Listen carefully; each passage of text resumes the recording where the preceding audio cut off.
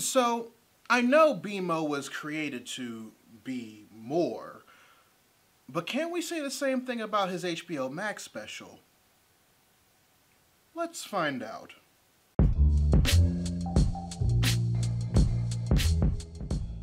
Readers, one of the first bit of HBO Max exclusives from Cartoon Network is currently out on the service in the form of Adventure Time: Distant Lands. It's the first of 4 40-plus minute specials by the team that created Adventure Time exclusively for HBO Max, telling a solo story of one of everyone's favorite side characters, BMO. And while I won't be sharing spoilers for it, I will say that it's definitely worth your time if you have the service. Now, I know what you're thinking, but LaRon, what if you never really watched Adventure Time like that? Wouldn't it make less sense unless you watched the original series first?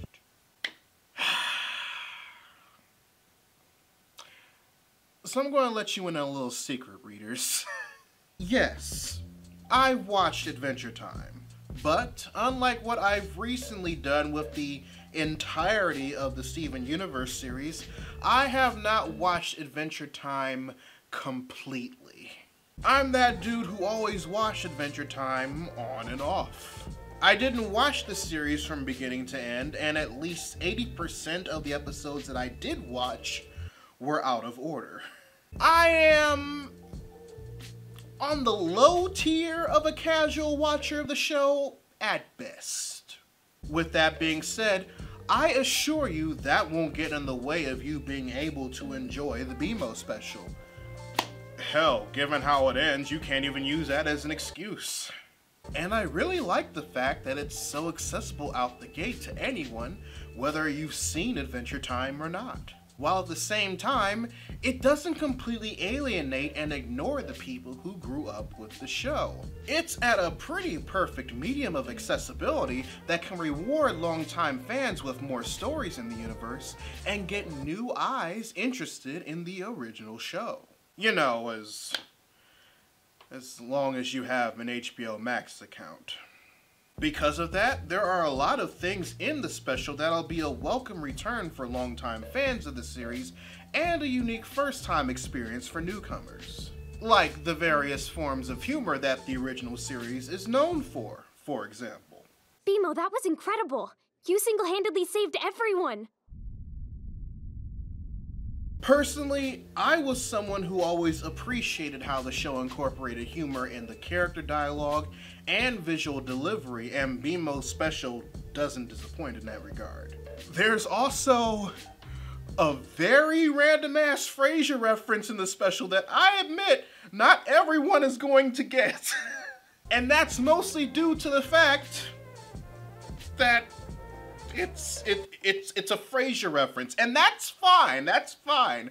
I'll just chalk it up to me that they knew that I would watch this eventually and just put that in there for little old me. But outside of it being a well-done 40-plus minute Adventure Time special that tells a solo BMO story, there's also a very well-done narrative inside the special that shares a valuable lesson kids can learn about change, being your own person, and standing up for yourself. And it's all done thanks to the new character the special introduces, named Y5. She's an anthropomorphic humanoid rabbit that meets and befriends BMO through a series of happenstance. And over the course of their journey together, we see her go from a timid teen scientist that constantly let other people push her around, including her own parents, to a teen scientist that knows herself, stands up for herself and what she believes in. Personally, one of the first things that tipped me off that this was going to be Y5's arc in this special was how we see her first real conversation with BMO go.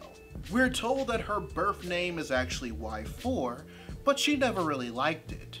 Then, after a very BMO bit, she chooses a name for herself. How about Y5? I love it! Now, some might look at that scene and find it funny because of how simple the change was and how quickly BMO was to accept it. Some probably went like, oh wow, she went from Y4 to Y5. A whole ass number. Groundbreaking. But in order for you to understand how powerful that is for Y5, you have to look at it in a different light. Yes, her new name is one number greater, and as a result, isn't that much of a difference than her original name. But the reason why BMO loved it is because she chose it. And her seeing that admiration and making that decision planted a seed in Y5 that, while it didn't necessarily come to bloom in time to help BMO in probably one of his most trying situations over the course of Adventure Time, definitely came to bloom in time to not only help stop the main antagonist, but to show her parents exactly who she truly is. No, Y4! My name is Y5. This has to be one of the best examples of this type of self-discovery journey I've seen in animation meant for children and young adults on this side of the world in a very long time. And considering how this special plays out as a whole, the main thing I can bring myself to compare it to is how Mad Max Fury Road played out. Especially when, in this case, BMO is the Mad Max in this situation. Which is a sentence I never would have guessed I would ever say in a million years. So, is Adventure Time Distant Lands BMO worth watching? Yes! There's things for everyone in it, regardless if you've watched the original series from beginning to end, sporadically like I did, or have never seen an episode a day in your life. And if for nothing else than for what Y5's journey can teach young kids, and some adults who may need it as well, I'd say give this a watch if you have HBO Max.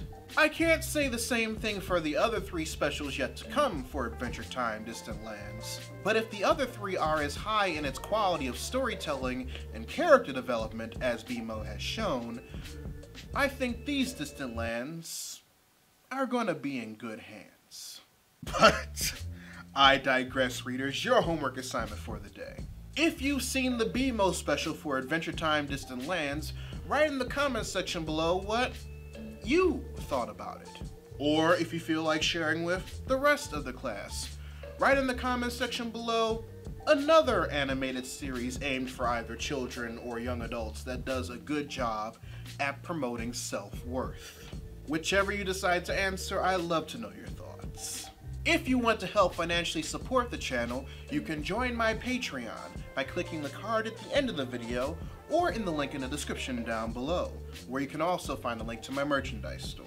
Or if you prefer to give a one-time donation, you can find links to my PayPal and my Ko-fi account in the description box as well. Also, make sure you subscribe to the channel and turn on notifications, because I post new videos every Monday, Wednesday, and every other Friday. But until then, this is Readus 101. Class dismissed.